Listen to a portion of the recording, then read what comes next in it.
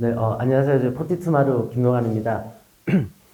제가 오늘 준비한 내용은 이 생성형 AI가 실제 산업 현장에서 어떻게 쓰이는지 몇 가지 사례들을 준비를 했고요. 어, 실제 사례를 말씀드리기 이전에 생성형 AI에 대해서도 한번 전체적으로 한번 훑어보는 그런 시간을 가져보고자 합니다. 일단 간단하게 제 소개드리면은 이제 저는 베이스는 이제 컴퓨터공학을 전공해서 개발을 시작을 했었고요. 이전에 검색 포털을 총괄했었고, 제가 이제 거의 한 10년 됐습니다. 2015년에 딥러닝 기반으로 언어 처리와 텍스트 분석을 하기 위해서 이제 포리투마루를 창업을 했습니다. 네, 저 간단하게 저희 이제 회사 하는 거, 저희 이제 업계 동향 겸 이제 설명을 드리면은 이제 저희는 이제 딥러닝 기반으로 언어 처리하고 텍스트 분석을 하고 있는데 이제 왼쪽에 보시는 게 저희가 하고 있는 것을 표현한 내용입니다. 이렇게 그 사용자의 질의 의도를 이제 의미적으로 이해를 하고 또 정형화된 데이터뿐만 아니라 비정형 데이터에서 정답 하나만 뽑아내는 이제 QA라고 합니다. 이제 퀘스천 앤서링이라고 하는데 퀘스천이 들어오면은 이제 앤서링 해준다, 즉답해준다라는 의미고요. 두 번째 이제 정답 하나만 뽑아주는 거는 이제 많이들 아실 겁니다. 이제 챗GPT처럼 예전에는 이제 검색하면은 이렇게 검색 결과를 이렇게 주르륵 리스트업 해줬는데 요즘은 이제 질문에 대해서 답만 바로 찾아주는데 그런 기술들을 업계에서 또 이제 저희도 이제 이미 10년 전부터 이제 준비를 해 왔었고요. 또 기존에는 이렇게 텍스트 처리하는 데 있어서 눈에 보이는 키워드, 신텍스를 가지고 처리를 했었는데 최근에는 이제 의미적으로 시멘틱하게 맥락을 보고 문맥을 보고 처리하는 게 제일 큰 차이라고 할 수 있습니다. 그래서 언어 처리 영역에서 보면은 기존의 딥러닝이라고 하는 이제 인공지능 기술 이전하고 이후하고 제일 큰 차이가 이 두 가지라고 보시면 될 것 같고요. 이런 이제 챗GPT처럼 이제 질문에 대한 답을 뽑아내는 그런 이제 QA 기술의 근간이 되는 게 이제 MRC라고 하는 인공지능 기반의 이제 독해 기술이 있습니다. 관련해서는 저희가 스탠포드에서 주관하는 글로벌 컴피티션에서 제가 1등도 했었고요. 또 저희가 마이크로소프트에서 주관하는 GLG라고 하는 이제 생성형 AI 관련해서 2020년 말 21년 초에 또 저희가 요약 부분에서 1등을 했었습니다. 그러니까 여기는 이제 그 GLG 자체가 이제 제너레이티브 생성형인데요. 그러니까 챗GPT가 나오기 훨씬 이전부터 이런 생성형 기술들에 대해서는 이제 꾸준히 연구들을 해 왔었습니다. 네, 저희는 이제 국내뿐만 아니라 이제 해외 쪽 비즈니스도 하고 있고요. 이제 영국을 중심으로 해서 유럽 쪽을 하고 있고, 최근에는 중동에서 또 한국 기업들에 대해서 관심이 상당히 많습니다. 한국 AI 기업이나 클라우드 기업이나. 그래서 저희가 이제 사우디아라비아나 이제 UAE 쪽하고도 이제 비즈니스를 하고 있고요. 또 남미 쪽에서도 저희가 최근에 비즈니스들을 하고 있습니다. 그리고 저희뿐만 아니고 이제 국내 다른 인공지능 기업들이 또 태국이라든지 동남아 쪽도 꾸준히 이제 시장을 개척하는 작업들을 해오고 있습니다. 저희 파트너사라고 할 수 있는데요. 이제 저런 것도 이제 저희 엔지들 반도체 전문가를 만들기도 하고 또 통신 전문가를 만들기도 하고 금융도 보면은 사실 은행, 증권, 보험카드 성격이 다 다릅니다. 은행에서 한 20년 계셨던 베테랑 분도 증권사 가면은 또 이렇게 적응하는 스터디하고 적응하는 기간이 필요한데요. 이제 저희 엔진을 이제 그런 과정을 거쳐서 이제 각 도메인별로 산업 분야별로 전문가 시스템을 만드는 거죠.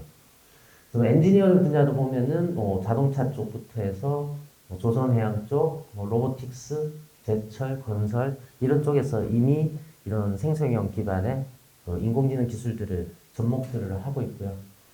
또 최근에는 이제 법률이라든지 교육, 헬스케어 그리고 초거대 인공지능이 이제 활성화되면서 국방이나 공공행정 쪽에서도 이제 상당히 다양하게 이런 생성형 AI를 적용들을 하고 있습니다. 그래서 오늘은 이제 대표적인 몇 가지 사례들을 설명을 드리고자 합니다. LLM으로 구현되는 생성형 AI를 한번 보면은 챗 GPT 처음 나왔을 때 화면입니다. 22년 그러니까 재작년 말이죠. 11월 30일에 이제 세상에 이제 런칭을 했는데요. 이제 2년하고 조금 더 지났습니다. 근데 요즘 뭐 하도 뭐 챗GPT, 뭐 LLM, 생성형 AI 이런 얘기 하도 하니까 네, 거의 한 10년 지난 것 같은데 그리고 2년 동안에 사실 상당히 많은 기능들이 이제 추가되고 품질이나 성능도 많이 업그레이드 되고 있는 상황입니다. 뭐 22년 말에 이제 챗GPT가 나오고, 이제 23년 초에 이제 빌 게이츠가 이제 본인의 블로그에 The Age of AI, 이렇게 이제 대 AI 시대, 이제 우리나라로 치면은 이제 그 The Age of Discovery라고 해서 이제 우리나라에서 이제 대항해 시대라고 표현했었거든요. 그래서 예전에 이제 서구 열강들이 이제 함대를 몰고 이렇게 신대륙도 발견하고 이렇게 전 세계에 나간 것처럼 그 이상의 변혁이 일어날 것이다. 그래서 뭐 컴퓨터 PC가 처음 나왔을 때 또는 뭐 스마트폰이 아니고 뭐 인터넷이 처음 나왔을 때 그리고 뭐 스마트폰에 처음 나왔을 때 그런데 이제 견줄 수 없는 그 이상의 큰 변혁들이 일어날 거라고 했었고요. 작년에는 이제 시장에서 다들 이제 이런 AX라고 하죠. 이전에는 이제 DX, 디지털 트랜스포메이션이라고 했었는데 AI 트랜스포메이션 시대가 올 거다. 뭐 이런 얘기들을 했었는데 실제로 이 생성형 AI가 AX를 통해서 여러 산업 분야에 상당히 활발하게 접목되는 그런 작업들이 이루어지고 있습니다. 이제 그 근간이 되는 게 이제 LLM이라고 하는 이제 라지 랭귀지 모델이라고 할 수 있고요. 해외에서는 이제 오픈 AI에서 만든 이제 GPT 시리즈들이 이제 대표적일 수 있을 거고, 또 구글에서 만들고 있는 이제 제미나이, 그리고 작년에는 이제 멀티모달이라고 하죠. 이제 언어 처리만 하는 게 아니고 이미지나 동영상, 음성, 사운드 이런 거랑 이제 같이 결합되는 형태로 해서 그냥 말로 명령만 하면은 알아서 작곡도 해주고 그림도 그려주고 요즘 이제 영화도 만들어주죠. 영화 줄거리 시놉시스도 만들어주고 그리고 그게 나오는 배우도 가상으로 만들어주고 배경이나 이런 것도 당연히 만들어주고요. 배경음악이나 이런 것도 또 이제 AI. 그러니까 이제 그 이미지를 몇 장 넣어줘서 만드는 게 아니고 그냥 다 그냥 구두로 말로만 하면은 다 만들어져 이제 그런 기능들이 나오고 있고요. 국내는 네이버 클라우드에서 하고 있는 이제 하이퍼클로바엑스가 대표적이라고 할 수 있고 또 LG AI 연구원에서 만들고 있는 엑사원이라든지 또 KT의 미든 등이 이제 대표적인 LLM 모델이라고 할 수 있습니다. 근데 이 LLM 모델들은 상당히 사이즈가 상당히 큽니다. 그리고 학습시키는데 시간과 비용도 상당히 많이 들어가고요. 대표적으로 오픈 AI 같은 경우는 작년까지 지금 GPT 만드는데 누적해서 한 100조 정도 투자를 했다고 합니다. 그 중에 상당 부분이 이제 GPU, 고가의 GPU 장비를 구동하는데, 그리고 학습 데이터 구축하고 하는 데 들어갔었고요. 지금 100조도 모자라서 작년 가을부터 이제 샘 알트만 CEO가 전 세계를 돌아다니면서 이제 같이 하자고 세일즈, 기금 활동을 하는 거죠. 펀딩하고 다니고 있는 그런 상황이라고 할 수 있고요. 근데 이제 이런 LLM 모델들이 이제 상용화하려고 하면은 크게 이제 세 가지를 고민을 해야 되는데요. 이게 그 이제 환각이라고 하죠. 헐루시네이션 문제가 있습니다. 이게 좀 오답인데 틀린 답인데 상당히 이제 그럴싸하게 그럴듯하게 표현해서 이게 진짜처럼 느껴지는. 오히려 이게 딱 사람이 봤을 때 틀렸네 하면 괜찮은데 그럴싸하게 틀리다 보니까 이게 알고 있는 사실도 좀 헷갈릴 정도거든요. 그래서 이제 환각처럼 느껴진다 뭐 이런 표현을 썼는데 이런 LLM 모델들을 상용화하는 데 있어서는 이제 환각이나 보안, 고비용 이런 문제들에 대한 고민들이 많이 필요하고요. 그리고 이제 보안이나 고비용 문제 관련해서는 이제 뭐 사실 보안 문제 같은 경우는 답이 없죠. 이렇게 지금 클라우드 형태로 API 형태로 쓰게 되면 우리 데이터가 넘어가야 되니까 유출될 수밖에 없기 때문에 온프렘으로 내부에 설치를 해야 됩니다. 근데 큰 모델들은 이 모델 자체도 비싸지만 이 큰 모델을 구동하기 위한 GPU 장비가 어마어마하게 들어가기 때문에 사실 저도 못 씁니다. 이게 장비가 없어서. 그래서 이제 경량화하는 쪽으로 스몰 LLM 쪽으로 이제 가고 있고요. 대표적으로 이제 뭐 오픈 소스, 사실 오픈 소스가 아니고 오픈 모델이라고 해야 되는데 오픈 모델이라고 할 수 이제 라마가 있을 거고 또 퍼플렉스티나 이제 클로드 같은 것들 또 최근에는 그 중국의 딥식이 이제 또 오픈 모델로 경량화 모델로 나왔죠. 상대적으로 뭐 딥식이 발표한 개발 비용에 약간의 이 호수가 있긴 하지만 어쨌건 상대적으로 저렴한 비용으로 상당히 이제 고품질의 모델을 만들어서 공개를 했고요. 뭐 국내도 저희도 이제 LLM42라고 해서 하고 있고 국내 이제 대기업이나 중소 스타트업들이 이제 활발하게 SLM들을 만들고 있습니다. 네, 여러분 이제 간단하게 뭐 이제 LLM이나 SLLM에 대해서 잠깐 봤었는데요. 이제 이런 초고대 인공지능들이 실제 각 산업 분야에서 필드에서 어떻게 적용되고 있는지 몇 가지 사례들을 말씀드리겠습니다. 사실 이게 초고대 인공지능이 지금 제일 활발하게 적용되고 있는 분야라고 하면은 뭐 크게 보면 이제 금융, 그리고 두 번째가 이제 엔지니어링 분야일 것 같습니다. 사실 이 두 분야의 특징을 보면은 데이터를 상당히 많이 가지고 있다는 거죠. 엔지니어링 분야도 보면은 이제 내부 업무 매뉴얼이나 해당하는 분야에 대한 전문적인 서적이나 문서 이런 것부터 해서 설계 문서 같은 것도 상당히 방대하죠. 뭐 배 한 척 설계하려고 하면 또는 아파트 한 채 지으려고 하면은 상당히 방대한 설계 문서를 이제 다루어야 하고요. 금융 같은 경우도 상당히 데이터가 많습니다. 이제 내부 업무 매뉴얼도 상당히 좀 복잡하고 계속 좀 자주 바뀌고요. 뭐 보험약관 같은 것도 이제 저희 같은 일반인들은 뭐 TV 광고 보면 이제 보험 나오는 건 맨날 똑같은 거 광고하는 것 같지만 사실은 똑같은 보험도 내가 가입하는 그 시점이나 또 특약을 어떻게 하느냐에 따라서 다 다르거든요. 이제 그러면 뭐 콜센터에 계시는 분들이 이제 그런 내용들도 다 숙지하고 해야 되는데 사실 그게 또 쉬운 일은 아니고요. 그리고 또 고객 데이터들도 상당히 많이 쌓이고 있죠. 우리가 거래하는 내용들이나 이런 것들이 계속 이제 꾸준히 쌓이고 있기 때문에 일단은 뭐 초고대 인공지능이 상당히 여러 분야에서 효과를 많이 발휘하고 있지만 어떻게 보면 이제 우리가 아직까지 뭐 이 인공지능 도입을 안 했는데 어디서부터 시작해야 될지 모르겠다. 뭐부터 해야지 효과가 날까? 또 사실 또 기업에 계시는 분들은 이 ROI 비용 대비 효과 또 투자했을 때 과연 이제 그만큼의 효과가 있을 거냐 이런 고민들도 해야 되는데요.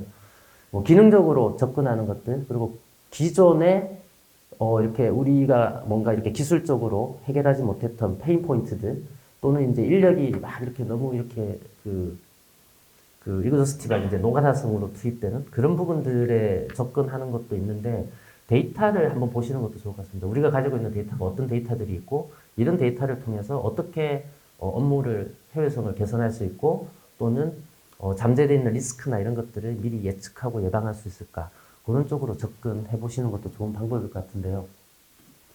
여기는 이제 엔지니어링 중에서도 이제 선박 설계하는 쪽입니다. 이제 기존에 이제 이런 딥러닝 방식을 쓰기 전에 프로세스를 보면은 저런 것도 이제 선주가 본인들의 요구사항이나 질문이나 이런 것들을 그냥 생각나는 대로 그냥 써서 보냅니다. 그냥 메일로 그냥 주주주주 써서 보내거든요. 그러면은 기존에는 이제 사람이 그걸 다 뜯어냅니다. 이제 메일을 한 통 받으면은 사람이 눈으로 보고 아 여기가 요구사항 하나, 또 여기 요구사항 하나, 여기 질문 하나, 질문 둘 이런 식으로 사람이 다 뜯어내고요. 그리고 이제 그 이후에는 그 첫 번째 뭐 요구사항 중에서 제일 핵심이 된다고 생각하는 키워드 제가 아까 처음에 이제 기존에는 이제 키워드 방식이라고 했잖아요. 핵심이 된다고 생각하는 키워드를 하나 뽑아서 이제 기존에 했던 레가시 시스템이나 스펙 문서 이런 데다가 이제 검색을 때리는 거죠. 심한 경우에는 스펙 문서 워드를 열어가지고 컨트롤 F 찾기 해서 이제 막 찾아봅니다. 그래서 유사한 사례가 있는지 없는지 찾아서 이게 우리가 수용 가능한지 안 한지 이런 것들을 이제 그 사람이 이제 일일이 다 확인해서 답변을 했었거든요. 그래서 보통 이제 주니어라고 해도 뭐 예를 들어서 조선해양 전공하고 필드에서 6년, 7년 이상 일한 분들도 선주가 메일 한 통 보내면은 답변 하나 보내려고 하면은 거의 일주일 이상 걸렸었고요. 이제 한 2, 30년 작업한 베테랑 분들은 그래도 이제 머릿속에 그 경험과 노하우가 있는 거죠. 그래서 이렇게 딱 보면은 아, 이거 예전에 비슷한 거 있었네. 그러면은 그 내용을 빠삭하게 이해하고 있다기보다는 이제 그거를 어떻게 잘 찾는가, 이제 어떤 검색어를 넣으면 잘 찾아주냐, 이런 노하우를 가지고 계시는데, 그런 과정을 통해서 어쨌건 그래도 한 이틀 정도 이상 걸렸었습니다. 근데 이제 지금 이제 딥러닝 방식의 인공지능 시스템을 도입을 했습니다. 그래서 여기서 제일 큰 기술적인 그 피처라고 하면은 아까 말씀드렸던 이런 그 시멘틱하게 처리하는 부분입니다. 그래서 뭐 이 단어를 하나 뽑아서 넣어줄 필요도 없고요. 그냥 저런 겁니다. 지금 그냥 메일을 통째로 AI한테 던져주면은 AI가 자동으로 맥락을 보고 아 이게 질문이 하나, 둘, 세 개로 구성되어 있네. 이걸 찾아냅니다. 그리고 첫 번째 질문하고 문장 전체를 보고 제일 유사한 기존의 사례들이나 스펙 문서에서 이제 설계 문서에서 그게 해당하는 부분을 자동으로 찾아주고요. 그리고 그걸 바탕으로 해서 이게 우리가 수용 가능한지 아니면 불가한지 아니면은 기존의 사례를 봤을 때 어떤 형태로 변형해서 조건부로 수용이 가능하다 이런 식으로 이제 추천을 해주고요. 더 나가서 최근에는 그러면 이제 선주한테 뭐라고 답변하면 되는지 이메일도 AI가 다 작성을 해줍니다.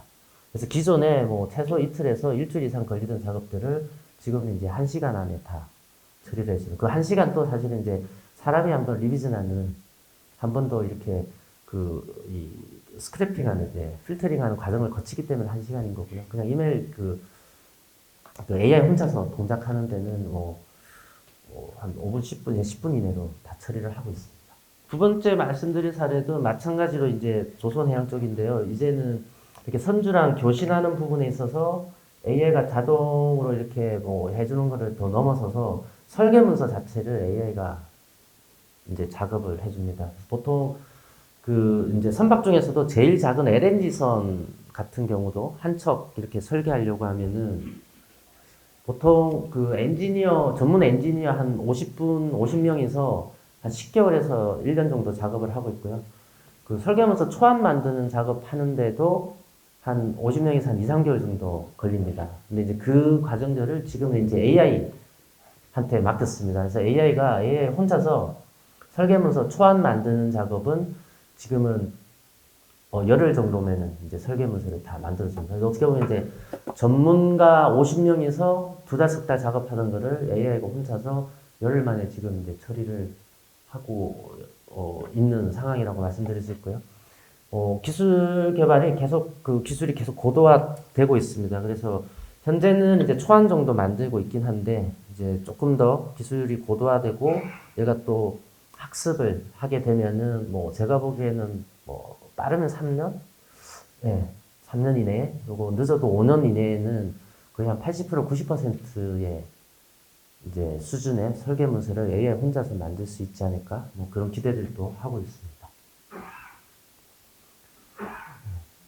그리고 또 AI가 많이 하고 잘하는 것 중에 하나가 이제 그 고장 예측 같은 부분들이죠. 이제 기존의 사례들 학습해서 이제 고장 예측하는 작업들은 지금 상당히 고도화되어 있고요. 그래서 뭐 IoT 같은 센서를 통한다든지 또는 기존의 그런 그 정비 이력들 이런 걸 바탕으로 해서 이제 어떤 부분에서 언제 문제가 생길지를 미리 예측해냅니다. 특히 이제 이런 부분들은 사실 그 장애가 한번 발생하면은 그 리스크가 상당히 큽니다. 그래서 미리 이제 예지 보전이라고 해서 미리 예측하고 미리 조치하는 게 상당히 중요한데 이제 그런 작업들은 지금 이제 AI가 상당히 기술적으로 고도화되어 있고요. 요 사례 같은 경우는 이제 그런 고장 예측 알고리즘을 이제 AI를 적용하려고 봤더니 그러면 이제 AI한테 기존의 사례들을 학습시켜줘야 되거든요. 기존 사례들을 딱 봤더니 한 데이터는 30년치 계속 그래도 꾸준히 잘 쌓아오셨는데 이게 이제 디지털라이징이 안 되어 있는 거죠. 그리고 이 똑같은 증상에 대해서 서로 다른 엔지니어가 이렇게 다 제각각 막 적어 놓는 거죠. 그리고 뭐 심지어는 같은 엔지니어인데 지난달에 적을 때랑 이번 달에 적을 때랑 또 다르게 적어 놓고. 근데 이제 이걸 그대로 던져주면은 AI가 이거를 해석하기가 힘들거든요. 그래서 이분들이 이제 이거를 이제 표준화하고 그룹핑 이제 분류하자.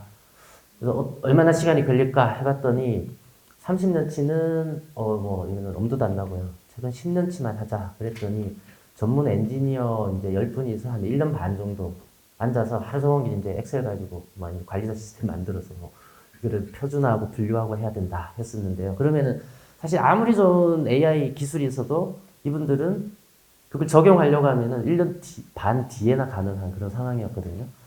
그래서 이 데이터를 표준화하고 분류하고 그룹핑하고 이런 작업들도 그래서 AI한테 시켜봤습니다. 그래서 개발까지 다 하는데 한 4개월 정도 걸렸고요. 근데 실제 이제 개발이 끝나고 그거를 이제 30년치, 10년치가 아니고 30년치 데이터를 다 돌리는데 이틀 조금 더 걸렸습니다. 사람이 한다면은 뭐 10명이서 그 30년치 하려고 하면 이제 4년 반 정도 걸리는 거죠. 그거를 AI 혼자서 이틀 만에 다 끝냈고요. 이분들은 이제 그게 딱 끝나고 바로 고장 예측 시스템도 적용할 수가 있었죠. 그래서 사실 그 어떻게 보면 이제 여기서 시사하는 것 중에 하나가 저런 부분이 있는 것 같습니다. AI를 적용하려고 할 때 좀 사실 많이들 망설이는 경우들이 있습니다. 뭐 아까 말씀드렸던 이게 진짜 우리가 도입했을 때 효과가 있을까, 뭐 이게 진짜 성능이 나올까, 또는 이거 뭐 예산 받아서 해야 되는데 ROI 안 나오면 어떡하지? 이런 고민을 또 많이 하시는데요. 사실 뭐 이런 새로운 기술들을 이게 특히 AI 같은 경우는 예전에는 뭐 어떤 기술을 도입하면은 뭐 업무 효율성 20% 향상 뭐 이랬었잖아요. 근데 지금 AI는 20% 이런 수준이 아니거든요. 이렇게 말씀드린 것처럼 막 이틀에서 일주일 걸리던 게 지금 1시간 안에 다 끝내버리고 뭐 10명에서 4년 반 동안 작업할 거를 막 얘가 이틀 만에 끝내버리고 업무 효율성이 뭐 거의 뭐 1000배, 10,000배 이상 나오기 때문에 가능한 먼저 도입하는 게 사실은 중장기적으로 보면 도움이 되긴 하는데요. 그래도 망설이신다면은 제일 먼저 데이터를 정비하는 작업들을 먼저 하시는 것도 좋습니다. 지금 또 이미 상당히 좋은 데이터가, 아까운 데이터가 쌓이지 않고 다 휘발되고 있는 경우들이 많거든요. 그런 데이터들을 잘 쌓으시고 또 그냥 쌓아놓는 것도 뭐 의미가 있지만 그냥 쌓기만 해도 의미가 있습니다. 근데 그거를 조금 더 AI가 잘 활용할 수 있게끔, 이제 요즘 이제 머신 리더블이라고 하죠. AI가 잘 활용할 수 있게끔 미리미리 쌓아놓으면은 나중에 그것도 한꺼번에 또 쌓으려고 하면 또 비용이 많이 들어가거든요. 이렇게 그 정비하고 하려면은. 그래서 이렇게 그 AI가 잘 활용할 수 있게끔 이렇게 좀 구조화해서 작업하는, 그런 작업부터 먼저 하시는 것도 도움이 될 것 같습니다. 예, 뭐 비슷한 사례인데요. 사실 기술적으로는 같은 사례, 같은 거고, 이제 아까 말씀드린 이렇게 기존 거를 표준하고 고장 예측하고, 그걸 통해서 이제 그럼 이후에 이제 어떻게 정비하면 되는지 이런 것까지 이제 가이드를 해주는 시스템입니다. 이제 뭐 여기는 이제 그 자동차 쪽인데요. 이제 전국에 있는 그 카센터 보면 이 주니어들 이렇게 막 열심히 배워서 오면은 최소 5년에서 10년은 이제 또 베테랑분 따라다니면서 옆에서 보고 듣고 배우고 막 그렇게 해야지 이제 본인도 혼자서 할 수 있는 그런 수준으로 올라갈 수 있는데, 요즘은 그런 거 안 합니다. 그냥 스마트폰 들고 다니고요. 그냥 혼자 눈으로 보고 지금 내가 볼 때 이게 증상이 어떤 것 같아. 또 이제 사진 딱 찍어서 하면은 AI가 이거는 지금 어떤 증상이고 어떻게 조치해라 이런 것도 보여줍니다. 그리고 뭐 더 나가서 아예 이렇게 그 AI라고 하죠. 이게 화면 되면은 버추얼하게 화면이 떠서 어떻게 조치하면 되는지 그런 것까지 다 보여주는 그런 시스템들을 이제 이미 적용들을 많이 하고 있습니다. 뭐 자동차 쪽도 있지만 아까 뭐 말씀드렸던 이제 조선 같은 경우 예를 들어서 원양어선이 태평양 바다 한가운데에서 이게 고장 나면은 하루만 못 움직이고 있어도 손실이 엄청나거든요. 그렇다고 해서 그 배에 타고 있는 엔지니어 분이 모든 걸 다 할 수는 없습니다. 간단한 건 하지만 뭐 어려운 문제는 심지어는 막 그 비싼 돈 들여서 헬기 타고 막 전문가가 와서 막 조치하고 했었는데 지금은 이제 태연하게 이렇게 딱 스마트폰 갖다 대고 어떻게 이게 무슨 문제고 어떻게 처리하면 되는지 이런 것까지 다 하고 있습니다. 뭐 조금 새는 얘기일 수도 있지만 자율주행 얘기도 많이 하고 있는데 선박 같은 경우는 지금 상당히 자율주행이 거의 뭐 90% 이상 자율주행 레벨 4 이상으로 가고 있다고 보셔도 됩니다. 뭐 검사 성작서 같은 것들도 이제 자동으로 분류하고 이렇게 뭐 예를 들어서 저런 거죠. 뭐 우리가 또 많이 하는 게 저런 거죠. 인사팀 같은데 이렇게 진단서 같은 것들 이런 거 청구할 때 보면은 뭐 예전에 이제 다 가서 냈지만 지금 이제 카메라 찍어서 보내잖아요. 그러면은 그 총무팀에 계시는 분들이 그걸 눈으로 다 확인해서 등록을 다 하거든요. 근데 지금은 그냥 카메라 찍어서 보내면은 AI가 OCR 통해서 내용들을 체크하고 파악하고 그 레거시 시스템 연동해서 이제 그리고 이거를 회사에서 지급을 해 줄 수 있는지 없는지 또는 건강보험단에서 또 지원이 되는지 안 되는지 그런 것까지도 다 판단해서 이제 지원해 주는 그런 시스템들로 이제 적용들이 되고 있고요. 이제 플랫폼 형태로 구축하는 작업들도 많이 하고 있습니다. 그래서 사실 또 특히 이제 우리나라가 제조업이 강하다, 엔지니어링 분야가 강한데 중소기업들은 이제 자각각 도입하기가 사실 부담이 많이 됩니다. 이제 내부에 AI를 아는 전문가도 없고 또 비용도 많이 부담되고요. 그래서 이제 그런 거를 이제 이런 기능들을 이제 플랫폼 형태로 넣어놓고 우리가 필요할 때만 비용을 내고 쓸 수 있게끔 SaaS 형태로 쓸 수 있게끔 하는 그런 플랫폼을 만들고 있고요. 그래서 혹시 뭐 여기 오신 분들 중에서 뭐 관련되는 뭐 정부 부처라든지 기관이나 이런 데 계시는 분이 있으시면은 이제 어떻게 보면 이제 그 우리나라 이제 제조 산업의 AI 발전을 위해서 이런 플랫폼을 도입하는 부분도 한번 고민해 주시면 좋을 것 같습니다. 뭐 차량용 이제 AI 어시스턴트 이런 부분들도 많이 적용들이 되고 있고요.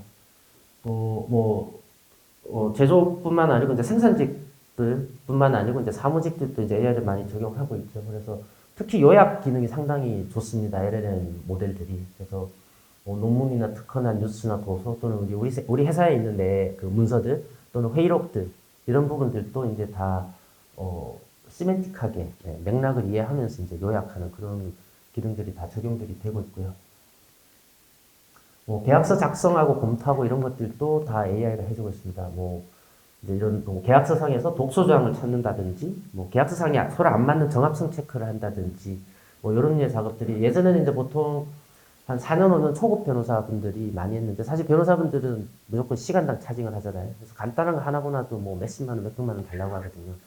그런 작업들이 이제 지금 다 AI가 하고 있고요. 또 계약서 초안 같은 것도 AI가 다 작성들을 해주고 있습니다.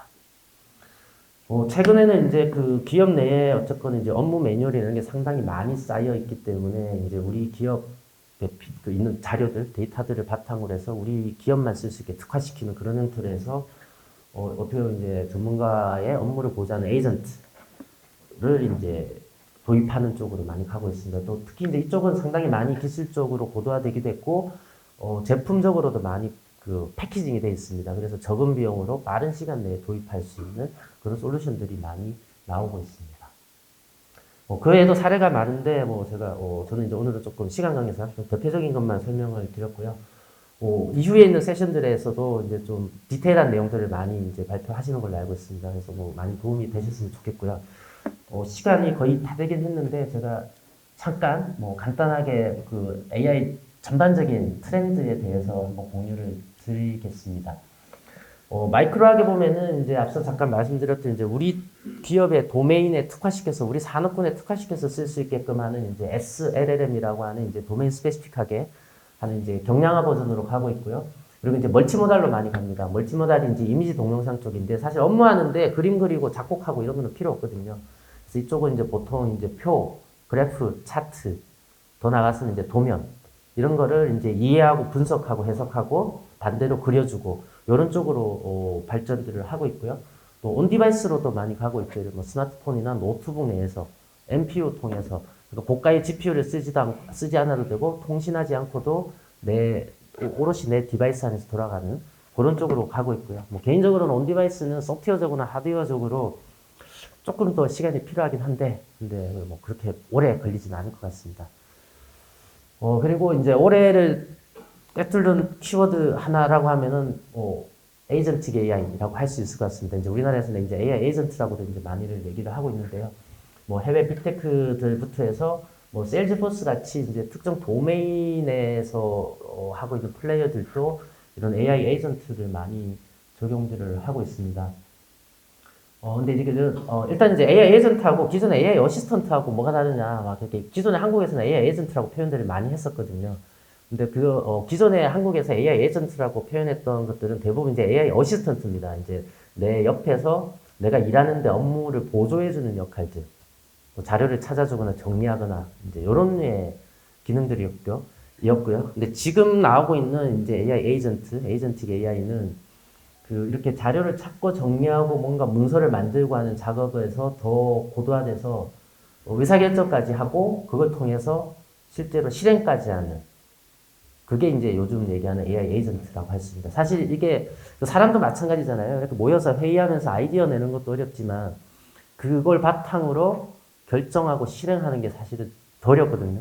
이제 실행을 하게 되면 또 리스크가 생기고 근데 AI한테 그걸 맡기는 거죠.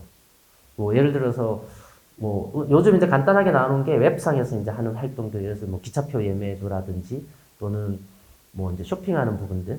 지금 미국 같은 경우는 이제 달걀 값이 상당히 많이 올라가고 있는데, 이제 달걀 최저가를 구매해서 이런 예 같은 하면 얘가 최저가 찾아서 실제 카드 입력하고 결제까지 하고 이런 것도 다 지금 AI가 해주고 있고요. 내부 업무 하는데도 많이 나오고 있습니다. 아까 이제 세일즈포스에서 나오는 에이전트 포스 같은 경우도 마찬가지고요. 그래서 이제 실제 사실 이게 기존의 AI 어시스턴트보다는 상당히 더 고도화돼서 가고 있는 부분이고요. 근데 아직까지 그렇게 상당히 다양한 사례가 나와 있지는 않습니다. 그리고 이제 주로 해외 빅테크 중심으로 해서 이런 어떻게 보면 이제 약간 퍼블릭 도메인에서 돌아가는 것들이 많이 나오고 있는데 올해 들어오면서는 각 산업 분야 도메인에서도 많이 나오고 있습니다. 그래서 이런 쪽도 좀 관심 가지고 보시면 도움이 될 것 같고요. 아마 올해 하반기쯤에는 상당히 또 좋은 사례들을 많이 공유할 수 있을 것 같습니다. 그래서 아까 이제 지금 이제 초보대 인공지능이 이제 LLM이라고 했는데, 이런 이제 액션을 취하는 데서 근간이 되는 걸 이제 LAM이라고 이제 표현들을 하고 있습니다. 이제 라지 액션 모델이라고 하는데요. 이제 좀 전에 말씀드렸던 기차표 예매하고 내부에 자료 분석하고 보고서 써주고 쇼핑하고 이런 것도 있지만 이게 이제 물리적으로 결합되면 상당히 파워풀해질 겁니다. 그래서 올해도 CES에서 이제 엔비디아 CEO인 젠슨 왕이 이제 피지컬 AI 시대가 올 거다. 그러면서 이제 누구나 만들 수 있게 코스모스라고 하는 플랫폼도 이제 5월 정도에 개발을 할 거라고 했는데요. 여기에도 이제 근간이 되는 게 결국은 이제 LAM 모델들이 됩니다. 그래서 이제 LLAM 모델, 이제 LAM 모델들이 그 소프트웨어적으로 돌다가, 이제 지금 이제 그런 단계인데, 그게 이제 인바디드, 웨어러블 디바이스나 이런 쪽으로도 결합되고, 로봇이나 이런 쪽으로 결합되면서 피지컬 AI로 발전을 하게 될 것 같습니다. 이런 트렌드도 한번 눈여겨보시면은 네, 많은 도움이 될 것 같습니다. 네, 자, 이상으로 준비한 발표를 마치도록 하겠습니다. 네, 감사합니다.